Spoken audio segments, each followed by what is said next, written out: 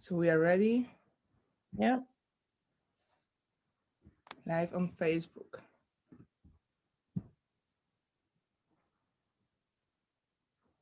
Hello, beautiful people. Welcome, family. Welcome, survivors. Today we have a very special woman with us, Zoe Parsons. Yay!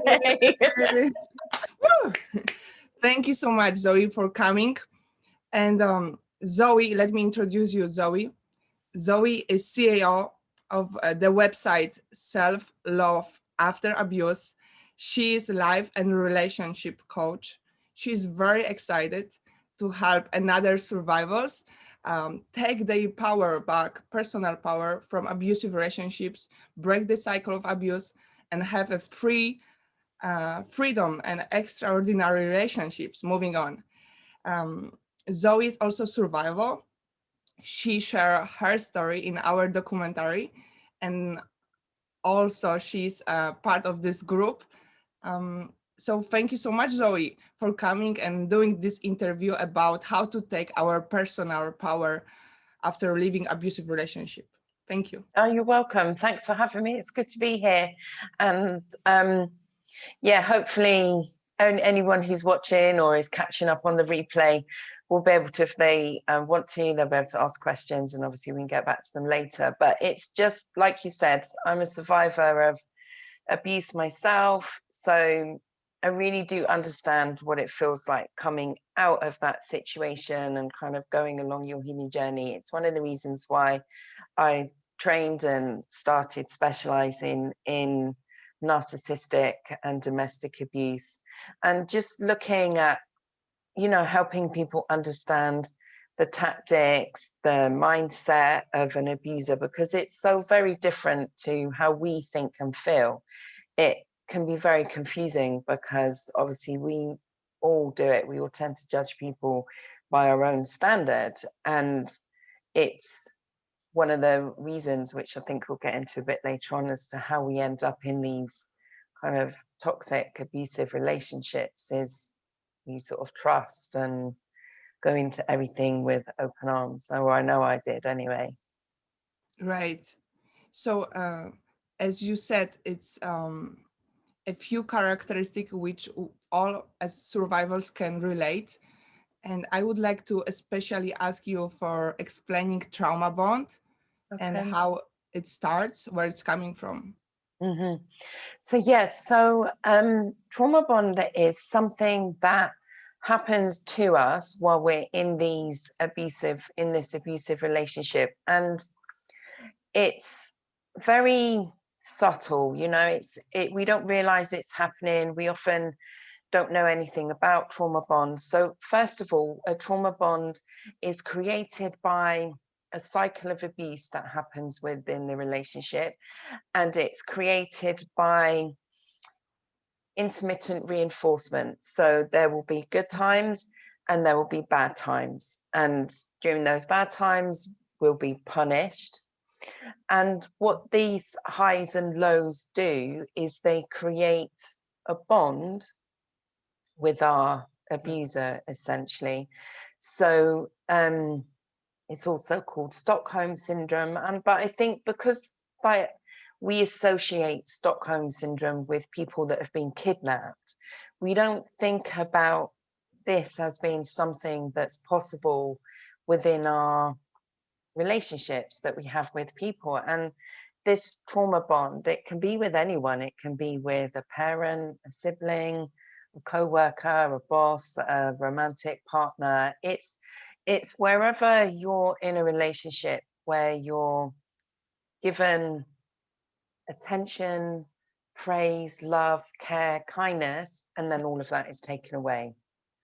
And then during that time of absence, what happens is we are confused, we're angry, we don't know what's happening, we start to blame ourselves, we think that maybe we've done something wrong. And then when the person comes back to us and starts to give us positive attention again, because we're so happy that they've come back to us, what we do is we don't always pull them up or talk to them about the time where they were emotionally or physically distant, because we don't want it to happen again. We're afraid that it's going to happen again. So we just focus on the good times, the fact that they're back with us, the fact that that horrible situation is behind us, and that we're able to be in this relationship with a person that we love. But if this cycle repeats, what happens is we can become addicted to it, because you see, on a physiological level, what happens to us is during the time when we're on this emotional high. So imagine you're on this roller coaster. So your relationship with an abusive person is a roller coaster. And I mean, if you literally think about a roller coaster, when you first get on that ride and you're going up that steep hill to the top, it's exciting, your adrenaline's pumping, you're loving being with that person on that ride. And this is kind of the feelings that you feel when you're at the beginning of the relationship, and it's really intense, it's really passionate, they're love bombing you, they're like not letting you sleep because they're texting you constantly, they seem really into you, they're jealous, all these things that we kind of think are really positive because we think, oh my days, this person's really into us. But what it does is it creates a physiological response in our body. So we then get to the top, and then obviously with a roller coaster, you're off and you're up and you're down, and it's exciting. But if your relationship is like that, which is what most abusive relationships are like, it's tiring, it's exhausting. Like, you only ever want to really go on a roller coaster ride maybe once or twice and then you're done. Whereas if you're in a relationship with someone, this roller coaster ride of emotions that you are having with them can last years. And like I said, the longer it goes on, what's happening within your body is, in these highs, you're on an emotional high and your brain is releasing endorphins, dopamine, all like serotonin, all the happy chemicals, which basically we get a physiological high from. But when we're on a down and that person is ignoring us, what happens to us is our body goes into an anxiety state where we release adrenaline and we release cortisol. And then we go back up and our body releases all these happy chemicals. And what happens is we get addicted to this toxic cocktail of emotions, and it impacts our nervous system. It's how our brain is wired. It's just naturally responding this way. And we have no knowledge that this is happening to us. So when we try to leave, this is normally where the situation, a trauma bond, becomes more tricky, is because we're trying to leave, but then we miss them. And because we're used to being emotionally distant or ghosted from them, we can manage to leave them for a short period of time. But because that roller coaster always goes up and we always get our emotional physiological fix, when we leave, we don't get that fix. What we do is we crave that person. And it's as if we go through a withdrawals, So, and when you combine this with the symptoms of gaslighting, which is going to distort your reality, cognitive dissociance, and all these other effects, PTSD, anxiety disorder, the fact that we don't trust ourselves, we don't trust anyone, we have a distorted view of our reality. It's really hard coming out of that relationship. And it explains this trauma bond, which we end up thinking is love, but it's actually not. It's just a chemical addiction to that person. But obviously for us, it can keep us stuck. It's not real. It is a physiological response, because I know when I was in my abusive relationship, I reached the point where I didn't even like him anymore. I could look at him and I felt such hatred for him, and yet I couldn't leave. because I loved him, but it wasn't. I was trauma bonded to him, because you see, you don't love someone whom you hate. Right. It took my voice away.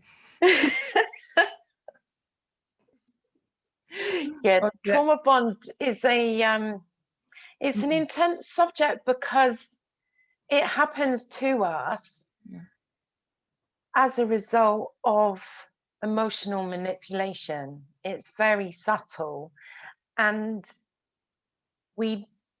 who knows about trauma bond? Because, like I said in the beginning, we associate Stockholm syndrome or trauma bond with people that have been kidnapped. right, We choose to be in that relationship. At no point have most of us been kidnapped, right? right. Yeah, it's unfamiliar word, trauma bond first. Mm, And even myself, when I was in abusive relationships, in all of them, I couldn't recognize that cocktail until I actually start to go for therapy and educate myself about the emotional addiction, right? yes. And why my brain see more positive things and forgets the negative and justify Hmm. and explain. And so that explains why we are staying in those abusive It relationships. does, yes. And another way of explaining it is, I mean, we've all seen a film, right, where you have a good cop, bad cop, where the person, they're trying to force a confession, or essentially force that person who's been arrested to do something, whether they're innocent or not. So what they do is the bad cop will go in, intimidate, terrorize, threaten that person, and then the good cop goes in and makes the person feel safe, and will give them something to drink, and will make them feel comforted. And then what normally happens is, in that situation, the person will confess, or will do whatever the good cop suggests. And really, when we're in a relationship with an abusive person, they are essentially a good cop and a bad cop in one person. And what they do to us is they treat us in a horrible, abusive, intimidating way, so that when they're nice and they're playing the good cop, what do? We go to them for comfort. We want that person who's made us cry to hug us. We Yeah. want everything to be forgiven, and it becomes very confusing. But that is essentially the behavior that you would see of a abusive person within the relationships that we're in. Because it's in one person, you know, we watch a program and we see good cop, bad cop, we see two people, we're like, and it's obvious that that person is horrible, being horrible. But when it's combined into one person, and 1 minute they're being horrible and another minute they're being nice, it still has the same impact on us as a good cop, bad cop routine, but it makes it super, super confusing. So we're then in this relationship, and we're trauma bonded, and we're also confused. And then we haven't even added in all the other types of abuse tactics that someone might use to manipulate and control us. So, I love this metaphor about the bad cup and good cup because of it explain why we are so needy for the good cup, and then Mm. we mm, we just forget the bad cup times, right? Yeah, And definitely, especially when they're saying to us, I'm sorry, I didn't mean it, I was stressed, it won't happen again. right, My cat has just died, I've just moved to this country, I've got no friends, you know, whatever I was abused as a child, I don't know, whatever excuses they use. Oh, it was the drugs, it was the drink, you know, I mean, an abusive person will always blame something else for their behavior. There will always be an excuse as to why they've behaved like that. And generally, because us as people in relationships with these, we're kind, caring, we believe in giving people second chances, we tend to accept these excuses. And because we love them, we kind of think, okay, fine, they're stressed at work, it won't happen again. And you forget about it. But part of this forgetting about it is also part of a trauma bond conditioning, because what happens is when we do decide to come out of that relationship, often we struggle to remember what actually happened within that relationship because it's all forgotten or suppressed. And this is the stuff when we're leaving that causes the anxiety, the nightmares, the flashbacks, the PTSD, because there's so much stuff that we've endured, but we've forced ourselves to forget about it or suppress it, that it also adds to our trauma bond and also the difficulties that we can experience when healing. Well, so that's all what you said explains why we are staying in abusive relationships, because of Yeah. the chemicals, Mm-hmm. dopamine, the oxytocin, and especially sex. Having sex with the Yeah. partner makes us, oh, he loves me so much, right? Mm-hmm. And then forgetting the bad times.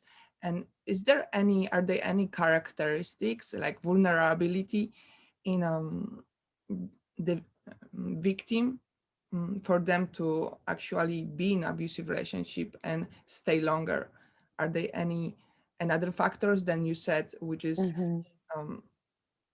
being just craving for the highs and lows because of love booming and the attention? Mm-hmm. And is there anything more?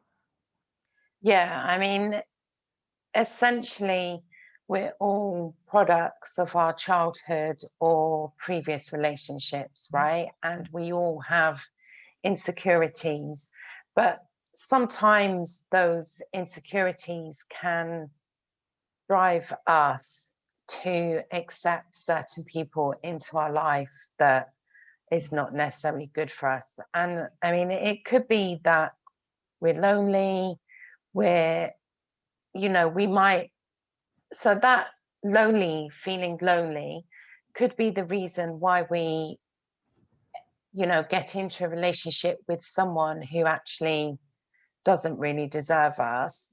But it also could be the reason why we stay with them, because we're afraid that they'll be all we can find and we don't want to be on our own in the future. So often the reasons that make us vulnerable for being targeted and manipulated by a narcissist or an abusive person is often the reasons why we stay. So if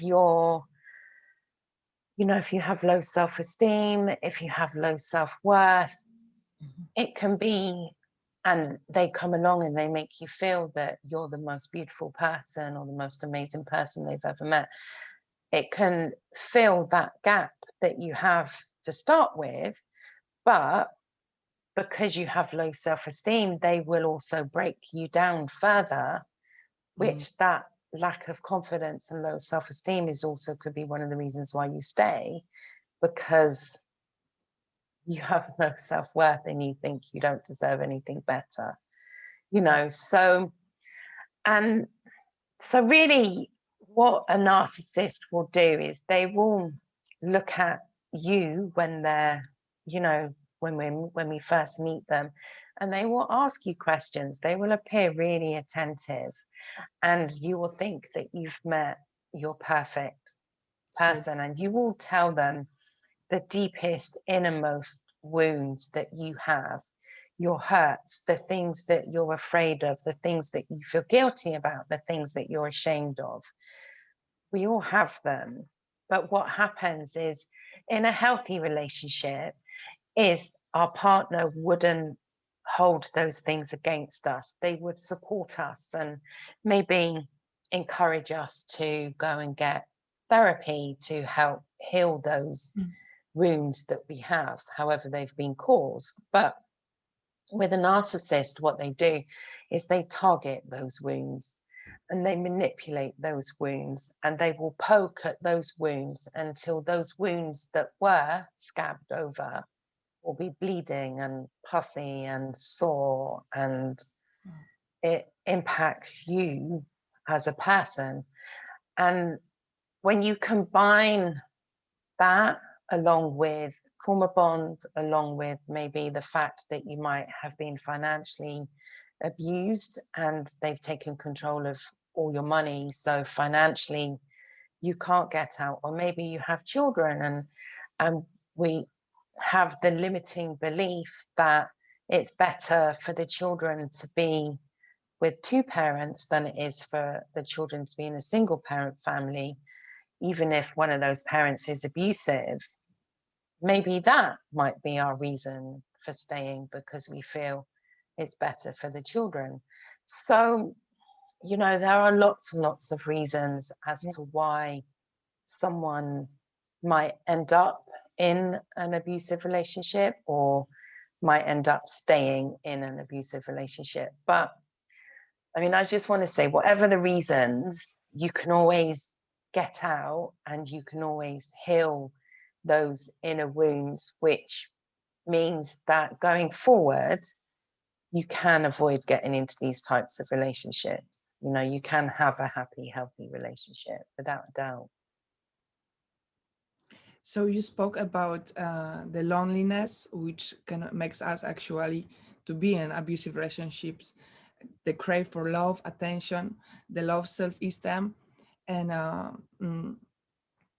also the culture, religion, or just because of kids and because of the social pressure to stay in marriage and don't get divorced, and the ignorance from the neighbors, from the society about domestic violence, right? And help for the survival. And all those factors, plus individual factors. Insecurities, or I don't deserve better. Like I can recognize myself that I watch my mom not respecting herself in relationships, and then myself, I found I modeled the same way of allowing another partner to mistreat me. You know? And I was unaware until I start to actually work with therapists and like with you, right? And it helped me a lot to understand that I can break it. Like you said, if you are in an abusive relationship, you have the power to break it, and there's nothing wrong with you until you actually that you don't need to feel guilty or ashamed, right? That's powerful. No, totally. I mean, the main reason, obviously we're talking about here about your vulnerabilities and your inner wounds that make you a target for a narcissist, but you will also have a lot of other amazing qualities which also make you a target for a narcissist, such as trusting, open, honest, caring, forgiving, unselfish. All of these amazing qualities that you have, when you're with a narcissist, they're very easy to be taken advantage of. But when you're with a partner who's you're in a healthy relationship, they're just great qualities for being in a healthy relationship, and you're not going to be with someone who takes advantage of it. You know, so it's kind of remembering that there is nothing wrong with you. You don't actually need to change yourself to become something different. All you need to do is look at the inner wounds that you might have that actually make you vulnerable for a predator. So to move on to next question, because I could ask you more about, I think it's interesting question, that one. What are red flags in relationships? And if it is possible for us to see them without a therapy or without education, like, do we need to educate ourselves about it? Yes, I mean, totally. Yes, you need to educate yourself about it.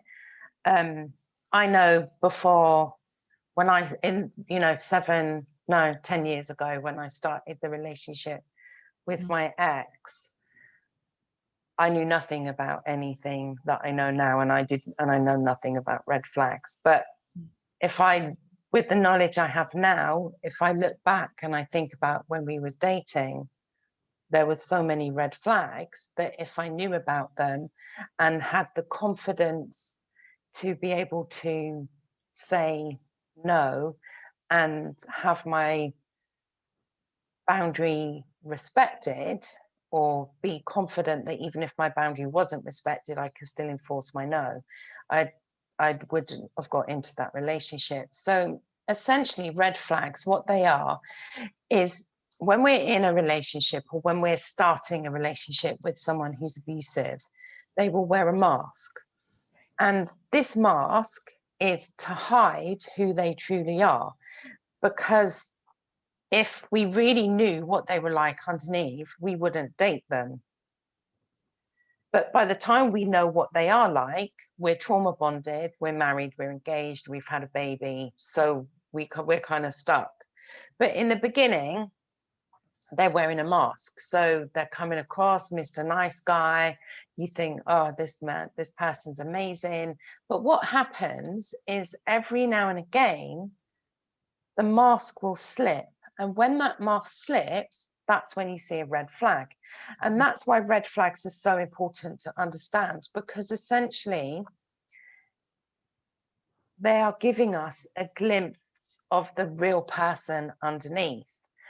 And often what happens with red flags is something will happen and we'll say to ourselves, that's odd, that's weird. I didn't like that, but they've never behaved like that before. They must be stressed. And we tend to make excuses, or we tend to justify their behavior. And often for us, if we're making excuses or justifying someone's behavior, that's actually a red flag for ourselves. Right. There's also, I've got a checklist, which is like a whole list of red flags of an abusive relationship, but also green flags of a healthy relationship, because I also think it's important to focus on, Right. the good stuff. But yeah, if anyone wants a copy, just comment and I can post a link below and you can access it. But the main thing with red flags is to think about is essentially an abusive person will want to get you to a point that you're not really comfortable with really quickly. So generally, the pace and the intensity of the relationship is very fast. So within a couple of weeks, they're telling you that they love you, they want to move in with you, they want to marry you, they want you to have their baby, I don't know, whatever it is. They want to buy a house together, they're saying that you're their soulmate, they're texting you constantly. And to start with, we can think that this intensity of relationship is amazing. And it's a bit like what I said at the beginning about the roller coaster, is this beginning bit of the roller coaster is the bit that's going up. And if you think about it, that is actually only a very short bit of the whole ride. And yet it's also really exciting because you know something is coming and you're just like waiting for it. And that is pretty much how a narcissist will make you feel at the beginning of a relationship. It's like, it's intense, it's exciting, but it's short. And that shortness, that speed that it happens, that is probably one of the biggest red flags of any relationship. And why I say that is because you have to remember this person's wearing a mask and they know they can't maintain wearing this mask for long. So they want you also to get hooked into a relationship with them so they don't have to pretend any longer. So, Right. and they need to do it quickly. Right. Wow. So that's a great reason to actually have somebody around, like friend, and keep that friendship of family, parents, to actually update them, because of they're the ones who are going to see this situation like Mm-hmm. from the distance, right? Like, or you just met him 2 weeks ago and now you're going to get married, or I don't know, this is the love of your life, right? Because of Mm-hmm. many times as a little girls we have this vision, right? It's going to come on the horse, the prince, Yeah. the king, and save me, and I will just put my hair. And so when he appears and is charming and gives you everything, you are Mm-hmm. you kind of, like you said, gaslight yourself, you self-talk yourself, Yes. he's the one. And all the love, which is just the outside face, right? Exactly. Then so short period of time, the intensity uh, Mm-hmm. makes us to actually justify and compare any later behavior through the first image, like he Exactly. did this and this and this, that was the true face, that's why I fall in love Mm-hmm. with him. Like you said, justifying his behaviors makes us Yeah. being compassionate and empathic, and trying to mm, just Exactly. settle for less, right? Because of Totally. some Yeah. And also as well, if you think about, the beginning of that relationship, they will try and isolate you from their friends. So they'll say things like, oh, really want to get to know you. Let's just have a date on our own. Let's not worry about meeting friends and family. We've got loads of time for that. And they'll just try and start to keep you separated from your friends and family. Or if you do go out together, there'll be some kind of issue where they'll deliberately cause some kind of contention, or they'll say something like, or they'll pretend that your best friend fancies them, or they'll be like, oh, I don't think your mum likes me, and then you'll be like, oh, why is that, what made you think that? And there's absolutely nothing, but they're just saying this to cause some kind of division. And it's just all part of the tactic. It's a red flag of getting you on your own, because like you said earlier, if we've got friends and family, they could be saying to us, hey, hold on a minute, it's going a bit fast, what do you know about him, is he genuine, that seems a bit like a scam. And they don't want us to have that input, because they're only wearing the mask for us. It's too much for a narcissist to maintain wearing a mask for us while they're trying to hook us, and for everyone else around us. It's like that's too many people seeing it all different angles, and it just makes it tricky for them. mm. So that was so interesting what you said about knowing that us being isolated by our partner, uh, and being it explained that this is the better time will come for meeting with our family.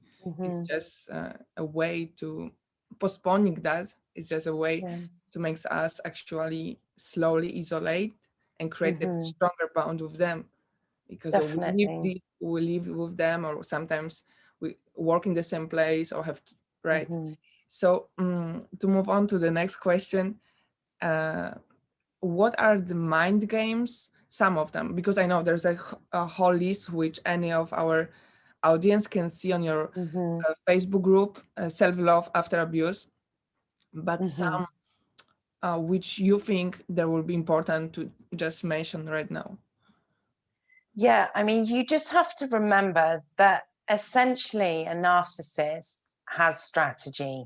They are playing a game.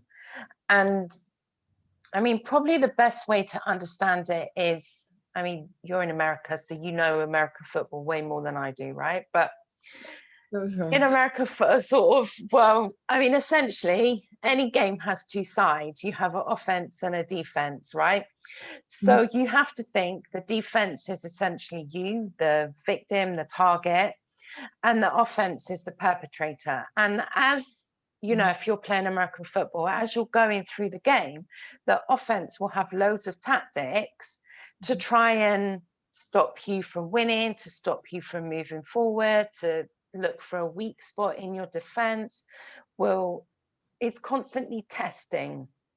So a lot of the things that when we're in a relationship with a narcissist or an abusive person is they are testing our boundaries for weak spots. They're looking, and then they'll throw things at us. So they'll give us maybe silent treatment, maybe they'll do sleep deprivation, maybe they'll gaslight us into something. This is all tactics, and this is all kind of, if you're playing a game and you was on the field, basically the defense is doing all these different types of, or the offense is doing all these different types of moves to get the defense or the victim to get tired. And as the game progresses and as time goes on and all different tactics are used, what's happening is that you're getting tired. Right. You're playing a game. You don't even know you're playing a game, but exactly, you're running, you're defending, you're dodging, you're Not blocking. sleeping. Yeah, not exactly. And we're doing all. So essentially what we're in a game that we don't even know that we're playing, but the abusive person does. They know that they're playing a game. They have strategy. They have tactics that they use to win this game. And this game, essentially for them, is to get supply. And that supply is financial, sexual, emotional. It could be that you help them through school or college, or you help them write out their CV and get trained for jobs, or maybe you help them get citizenship. I don't know, whatever it is. But it's always with the aim of them to take something from you or us that they want. And they will essentially take everything and anything until we are left feeling empty, broken, tired, confused, drained. We have no energy. We tend to look 10 years older. When I left my relationship, if you saw like a picture of what I looked like before, just after, and now, it's like I look during that time, I look like a completely different person. It's just insane. And it's because you are drained. It's like they are, I call them soul vampires or identity thieves. It's like they are there to suck every single resource out of you. And this is the game that they're playing, except you don't know that they're playing this game. They have targeted you and they want to win. And essentially, when we leave that relationship, the only way to win playing a game with a narcissist is to go no contact, is to not engage, or if we have to have contact with them, imagine if you're, on that football field, if you just stand still and you're just there responding, maybe something's thrown at you and you go like this or you go like this, but you're not running and really investing emotional energy. Essentially, that is how you win with a narcissist, because they'll get bored, and that is, I just think it's key to remember that when we're viewing these, this person, we love them, we want to be with them, we think they're going to be the father or mother of our children, we think we're going to build a house or buy a house or have some retire together and float around the world. I don't know, whatever it is that they say they want to do with you. Yeah. This is what we've bought into. Yeah, exactly. And that is the hook. So, and that's also the thing, going back to why when we leave, it is hard, because we have bought into this dream. We have bought into this fairy tale that they have sold us. So, and we genuinely believe that that is what was going to happen with that person. So when we leave, we grieve, we are sad, we have, yes, that person was abusive and never deserved us, but we have still experienced loss. So when you are actually leaving and you are in the no contact role because of therapist told you, right? And you are craving so much to call them and to just write back to them. And so why this maintaining a no contact rule is so important? Why is that? And what to do when you are feeling like, you know, the same heroin addiction, love addiction, you're feeling like your brain is like coming and with the flashback of how good it was, of watching his Facebook, whatever it is for survival. Why the maintaining it is important, and what to do when you feel like just breaking the rule. Yeah, I mean, it's obviously, you know, going no, if you can go no contact, because obviously there are occasions where you can't do no contact, such as if you've got children with them, or you're having to go through divorce or do some kind of financial settlement or whatever it is. Sometimes going no contact is not possible. So there are two different approaches that you need to take depending on your personal circumstance. So first of all, going no contact is, if you can, it's the best approach you can take, because if you think about it, you are addicted to this person, and any time you have any contact with them, what you are doing, it's like you are giving yourself a shot of that drug. So, you know, I try to come off, my thing is caffeine, right? So I try to stop drinking coffee, and man, it's hard. Like headache, shakes, like I did it once. It lasted a while. I went back to caffeine. Caffeine is my trauma bond, right? So I went back to it. Here's my vice. But it's like, I know that the minute, like when I'm drinking decaffeinated coffee, I knew the minute I had a taste of the good stuff, you know, the proper Starbucks, because the caffeinated coffee does not taste the same. I mean, I'm a bit of a coffee snob, right? I knew that I was going to be straight back there with my double shot cappuccino.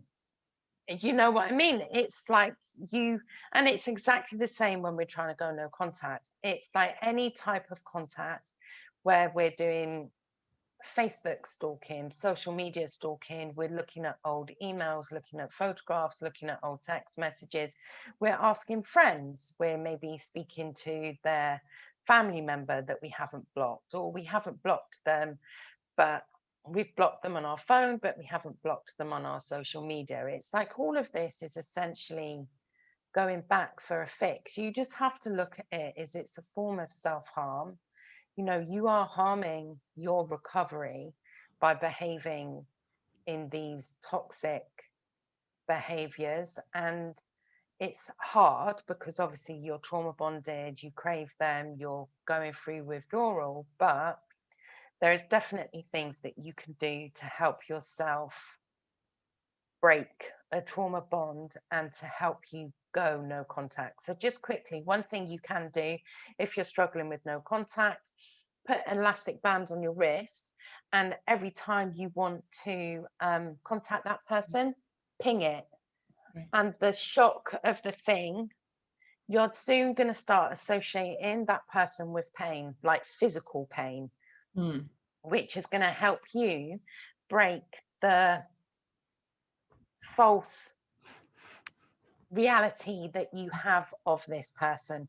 Because you see, what a trauma bond does is a trauma bond puts us in a state of false reality. We're not really focusing on the reality of what really happened. So one of the things that I do with my clients is I always ask them to make a list or start journaling about all the abusive things that happened, you know, because what you need to do is, like I said earlier, is we forget the bad stuff because we've been conditioned to only focus on the good stuff.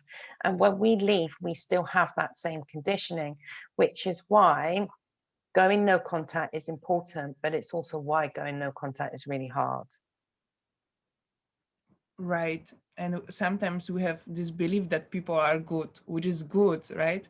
Yeah, But many times it makes us to over forgive and explain. And so just to be aware, right, that my beliefs definitely. can be okay, but I need to first protect myself too. Yeah. I like this example about Mhm. associating the brain with some like however it sounds, it really can make us wake up from that vision Exactly. like game, right, which somebody sold us. And I like also what you said before, that the narcissistic personality, they play a game like that Mhm. in the football, and we don't see relationships through that game No, we don't. style. So that's why we are only defensive, right? That's the only one movement until we actually have somebody like a friend we speak about, Mhm. or therapies, or just Mm. a Facebook group like yours, right? When Definitely. there are actually so many people speaking about the same Mhm. situations, right? And somewhere going through those, That's it's the right. same message. If he is really narcissistic personality, or if he can change, or right, that Mhm. comments. So um we are so late already. I wanted to ask you how to heal from trauma bond, or like if and also about kids in relationships, like how to explain them if we are with Okay. the abusive partner, um, if we should include them or just Mhm. pretend, or yeah. So, healing from a trauma bond is possible. It's not something that you will always have and you will always be stuck with, but it takes work. And the thing is that I find is there's the saying that time heals all wounds, and that's not true of trauma. Time will not heal trauma. Time alone, yes, the pain will lessen, but you won't be healed. And the only way you can heal really from any type of trauma is by doing the work. And the first, Mm. so I mean, the first step really of healing is educating yourself. Right. So Yeah. until you know the game, you know the tactics, you know the abuse cycle, you know the different types of abuse, you understand how that person is using your vulnerabilities against you, Yeah. what will happen is you will always end up repeating the same cycle. And if you don't want to repeat that same cycle, time alone won't stop you from repeating that cycle. You have to do the work.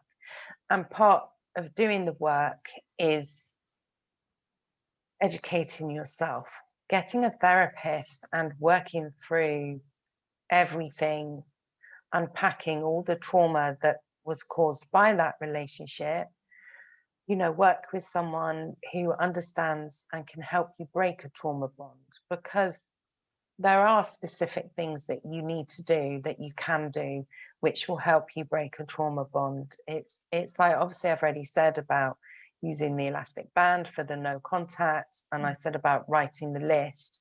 So the list is what's going to help you break a trauma bond, because you see, the thing is with a trauma bond is we're not in reality, we're in a distortion of reality. And for us to break a trauma bond, you have to get grounded in reality, no matter how painful that is.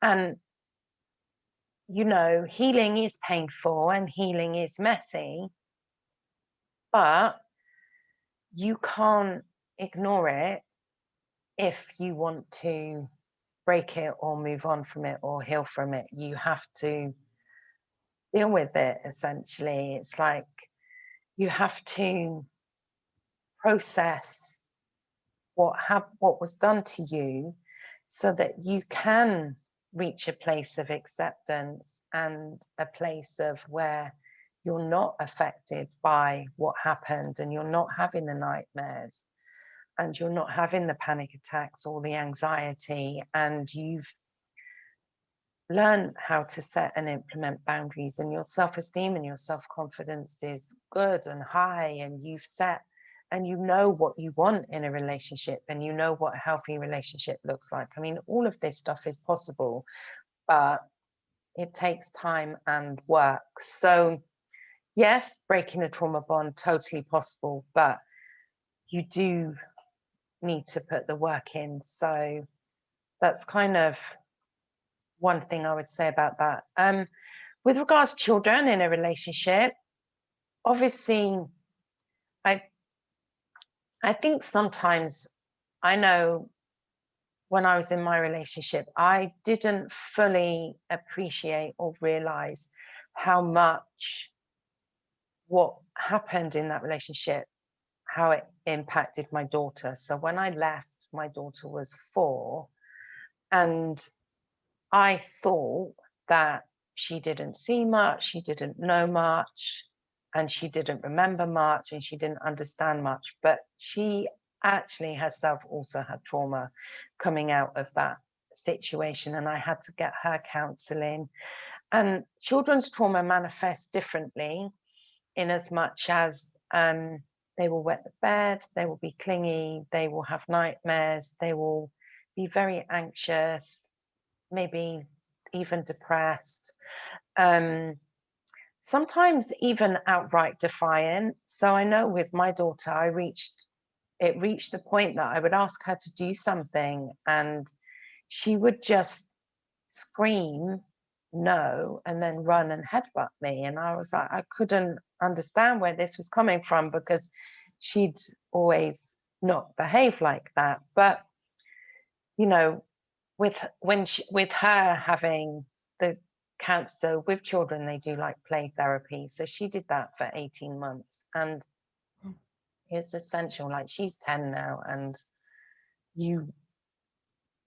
there is no residual anything left on her from having experienced that relationship. I mean, I'm now in a happy, healthy relationship anyway, so she's got a good, positive role model to look at. But you know, children do know more than you are necessarily thinking. So my advice to anyone is always, yes, speak to your children, but do it in an age appropriate way. So with my daughter, obviously she was only 4 when everything happened, and her dad got put in prison. So I just explained to her, she knew about bullies because she'd done bullying at school. And I just explained to her that anybody could be a bully, and that bullying behavior is this, this, and this. And she actually put 2 and 2 together and said, oh, so daddy is a bully then. And I was like, pretty much, you know. So yes, it's a difficult conversation, but you can't think, oh, well, I won't talk about this because it's not a good topic for the children, because the children have likely been sat curled up in their beds, absolutely terrified, while they've been hearing you fight at night. And you as a mum are probably thinking you've protected your children because you've managed to keep everything pacified until the evening, until when the kids are in bed. But they still hear it, and they still find it frightening, and you still need to talk to them about it. So there's a way to speak to kids even when you are right now still in abusive relationship, and you just want to make sure they understand how, or did I understand you? So while you're in that abusive relationship, you have to be careful, because obviously you don't want the children to go back to the other person and put yourself in danger. So the type of conversation that I was talking about is definitely what you would have with the children when you're safe and when you've left. Right. During the relationship, I think it's just being aware that, you know, we're as cultures, we're brought up to think that children need two parents and two parents is better than one parent. And that is totally true. But when one parent is abusive, that's not true. It's like a single parent is better than two parents where one is abusive. And if you are in an abusive relationship with children, it can be extremely difficult and complicated. And one resource I would recommend that anyone read if they are dealing with this is there's a book called When Dad Hurts Mum by Lundy Buncroft. And he talks about the manipulation, the undermining, how a parent will use the children to basically abuse you as well, and how the children feel about it, how you can help stabilize that situation, how you can deal with it emotionally. The book is amazing. It's also got a section in there about preparing for family court. So if you're needing to go to family court, it's got a chapter in there to kind of help you think about the type of things you might need to think about if you're preparing. So definitely buy that book and read it. It's a really good resource. And essentially it just goes back to what I was saying earlier. You know, the first step of any healing journey is educating yourself. And if you've got children, it's not just you that you need to educate, it's also you're educating yourself about a slightly different dynamic, because obviously children are also used as pawns in this game of manipulation, essentially. Right. So I just put in our chat that book in Facebook chat, When Dad Hurts Mom. So anybody who's interested, who's in who left the relationship or it's still in, can still read, get some help or solutions.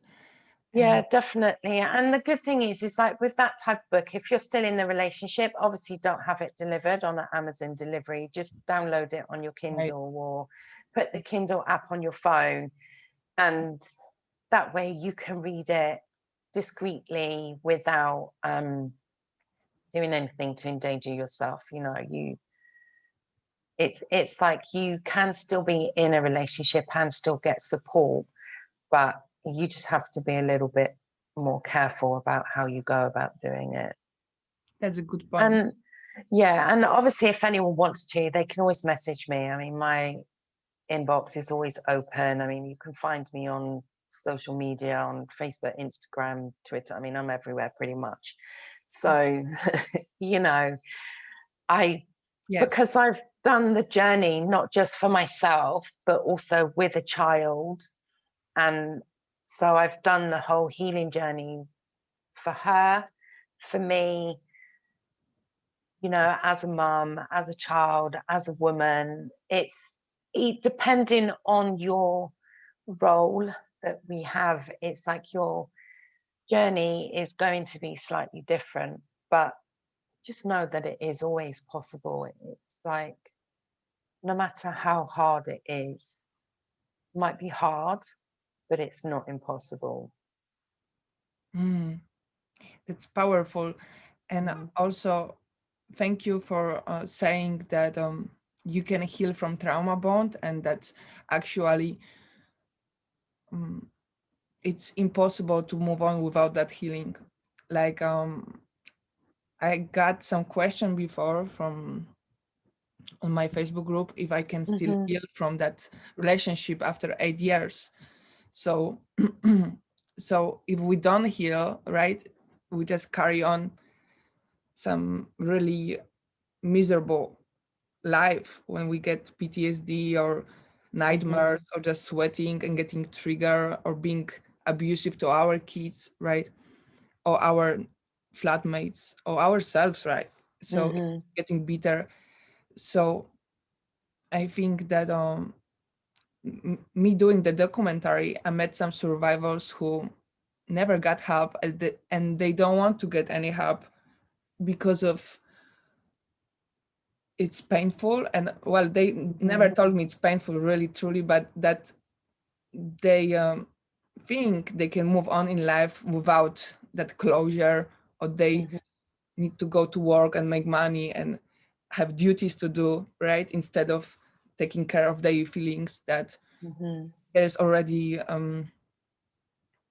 they can't take their own space, right, because of some economy or another circumstances, and that never happens until there is another breakdown or depression, or and then they do come back to where it started. So thank you for making us realizing that not talking about it or not healing is actually giving ourselves another trauma bond to continue in our life. Because of I heard like from one of my girlfriend that she said, well, I don't want to anymore be in the circle of healing from trauma bond from that relationship, because of I spent with that person like 10 years, 5 years, and I don't want any more time be about him. Right? Which makes sense. Like I want to focus on my job, my career, and just be successful and make a lot of money and prove everybody that I am independent, and prove myself that you know that I don't want to go into these deep dark moments in life, because I gave away already like so many years, like why I should do that. Yeah, I mean, I totally understand why you would feel that way, but essentially how I view healing is not about them. Healing is actually about switching the focus from them onto you. Healing is a gift that you give yourself. It's like, I know when I came out of my abusive relationship, I had no self-confidence, no self-esteem. I hated how I looked. I would buy anything and spend any money on my house or my daughter or my mom, my sister, anyone if they asked for it. But I hardly ever spent money on myself because deep down, there was a part of me felt I didn't deserve it. I wasn't worth it. I wasn't good enough. And when you pay for therapy, what you're doing is you're giving yourself a gift and you're actually saying, I am worth it. And this is an hour a week, a safe space where I'm going to talk about things that bother me. Yes, they might be bothering you, but it's still talking about your feelings, your emotions, how you were impacted by that, how you feel about that, how that makes you interact with people on an everyday life. It's kind of, therapy is about you, it's not about them. Right. It's for your own the rest of your life, right? Like Yeah, and yeah. and it's kind of like how I look at it, right, is it's an investment that you give yourself. So yes, you can find a whole heap of free stuff on the internet, and you can buy some books, and you can do a little bit of that, which will get you so far. Yeah. But because it's not bespoke, it's not specialized to you as an individual, your healing journey will reach a point where you can't go any further because you're not having someone help you gain the clarity and the perspective and help you connect the pieces together, because they're looking at it from a different perspective to you. So you could spend like 2 years struggling with the same issues, but then you could go to therapy and pay for something for 6 months, and those issues that you're still stuck with 2 years later, if you hadn't have had the therapy, you know, you're still going to have them, but then 6 months of therapy, yes, maybe it's a financial investment, but it's also an investment in your time. It's an investment in your future, because if you've got emotional trauma, it is going to impact your work, how you interact with people. Maybe you're afraid to be in crowds. Maybe you find it difficult to leave the house. Maybe your confidence in how you look, how you present, how you appear is gone. And that's going to impact your future work and your ability to earn money. So, yes, maybe therapy is an expensive investment, depending or not, but it will help you get to a place of healing, and not just healing, but thriving. Because you see, we don't just want to be healed, we want to be thriving, right? We want to be in happy, healthy relationships. We want to be out there successful in our jobs and in all relationships that we interact with. We want our children to be doing well. Like, we want to thrive. And Right. therapy for me, I know if I hadn't have had therapy, I wouldn't be where I am now. Right. Yes, and you're a great example. Like,